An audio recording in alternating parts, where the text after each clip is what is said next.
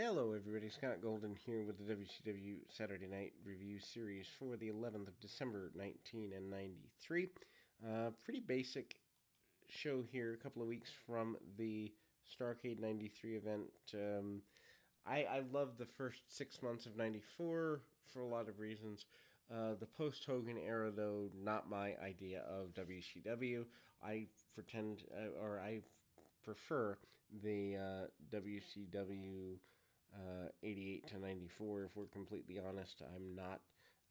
I was never a big NWO fan. I will review the stuff, but it's not my cup of tea, and I'll explain why during those reviews. Anyway, return of the British Bulldog, Davey Boy Smith, here in an enhancement match. Clumsy arm drags and hip tosses early. I did not know that Smith was here up through the end of 93. I actually thought he had left by this point, but maybe makes more sense that he had a year's contract, and so probably it was at least contractually obligated through the spring of 1994. But I am surprised how long he was here. Of course, not seeing the stuff in nearly 30 years has a lot to do with that as well.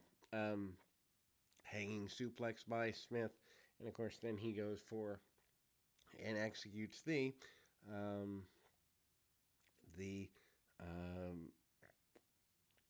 power slam that gets him the victory. Obviously, Harlem Heat talking about being as on fire and hot as they possibly can. Harlem Heat moving towards being a major team in this time frame. Then we return to Steve Austin, who is a couple of weeks away from his first U.S. title win. Um, Good on the ring wrestling by Austin. Austin shoots the half and tries to get a modified submission there. Hard shots by Austin. Austin trying everything he possibly can to get where he wants to be. Um, Side headlock, and Austin continues to be in a good position, or as best a position as possibly can be ascertained. Anyway, Austin manages to hit with the stun gun in the leg and leg locks, and away we go. 2 weeks away from Starcade in 1993.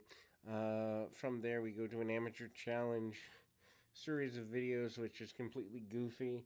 It's there to kind of get people to write in and maybe add their name to a mailing list or something, maybe get them to buy into the power plant.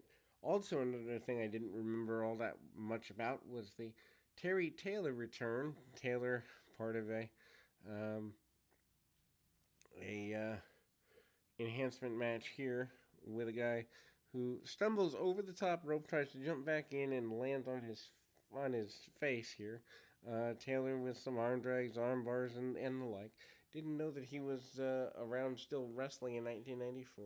Actually, finding out after doing a little bit more research that Terry Taylor retires in about 96 or so, but picks up a WCW backstage role, drops the leg across the arm. I do remember him teaming with Jean Paul Levesque, aka Triple H, in the early part of 94, so that's useful there. Anyway, Taylor gets a quick victory, um, and obviously he has come a good distance from his Mid South days, which, if you're not familiar with our Mid South series, worth going to check that out.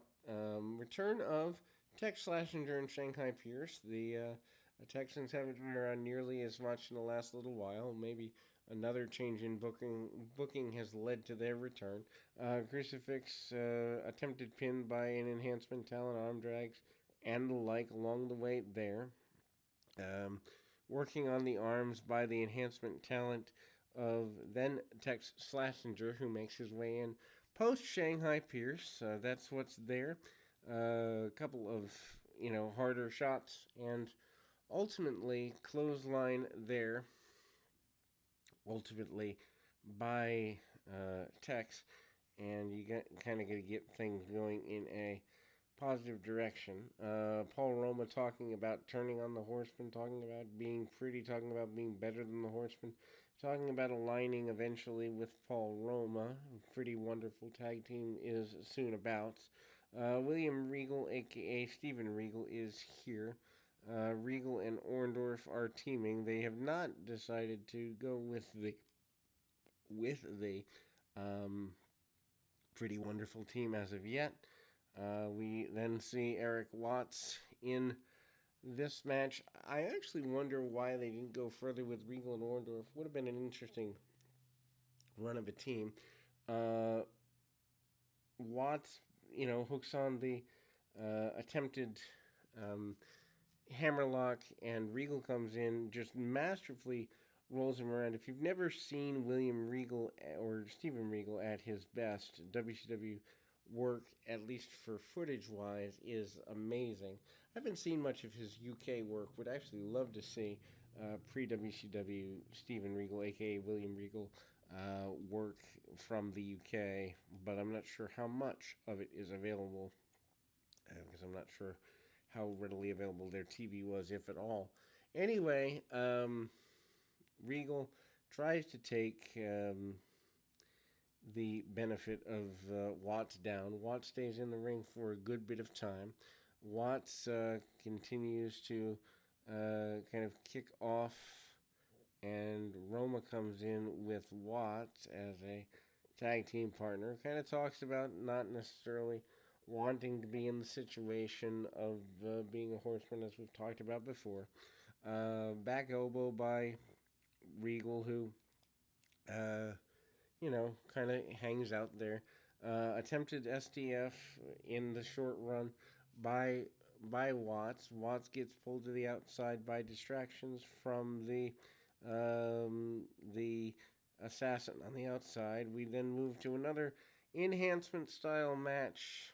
Rick Rude is the featured star in that one. Rude continues to kind of be a major force. Actually, this is a segment from an agreement of them having a championship match and kind of doing a highlight series on Davey Boy Smith in the area, and him being in WCW at all is kind of the focus there. Rude and WCW are kind of, I wouldn't say on the way out. So, Rude's there until May or so of '94 when he gets the injury that ultimately ends his career, which is really, really sad. And if you've seen the injury, the back and neck injury, a pretty big deal. I think at the time they were thinking about turning Rick Rude babyface, which I think could have been fun at the time. Val Venus would have been interesting. Rude, though, misses a dropkick along the way. Rude wants to go at it with Davey Boy Smith, wants to continue going. Obviously hits the Rude Awakening, gets the victory there. Uncle Fred, a.k.a. the Shockmaster, comes in for an enhancement match of his own. Really basic things, including the bear hug spine buster combination, getting him the victory. Not anything worth writing home about. Sting, who's still floundering in the end there, gets challenged by Flying Brian. Flying Brian basically tries to entice Sting that he wants to be a babyface. That doesn't necessarily go in a positive full direction quite yet. Bagwell up next in a match here, and wearing the or still continuing the Scorpio and Bagwell team, wearing the orange and black tights. Tag off, and the Scorpio Bagwell team, I remember being one of my favorite teams as a pre-teenager here in 1993. Leaping forearm by Bagwell across, and eventually Scorpio hits the 450 splash, which at the time was an innovative move. Now it's been killed by overuse. Anyway, Harlem Heat up next with a match of their own. They are in there with Flair and I know they did Flair and Steamboat not too terribly long ago. I believe that is where this goes as well. Flair pretty dominant, though. Actually, this is the singles match for Flair and what ends up being Booker T. Anyway, continues back around. Flair getting ready for his WCW Championship match in a couple of weeks here. Flair with the hammerlock stays on. Booker T manages to be in control of the majority of the match. Flair comes out and gets tossed into a reverse chinlock along the way. Hard shots there and Irish whips. Flair with a clothesline along the way and manages to do everything he possibly can to get a victory, and does get a victory before the interference of the other half of Harlem Heat. Flair once again closes the program with the promise that he will be the man once again. We will be the man as the WCW champion after Starrcade, which is the 27th of 1993 in December, and we will close on that note.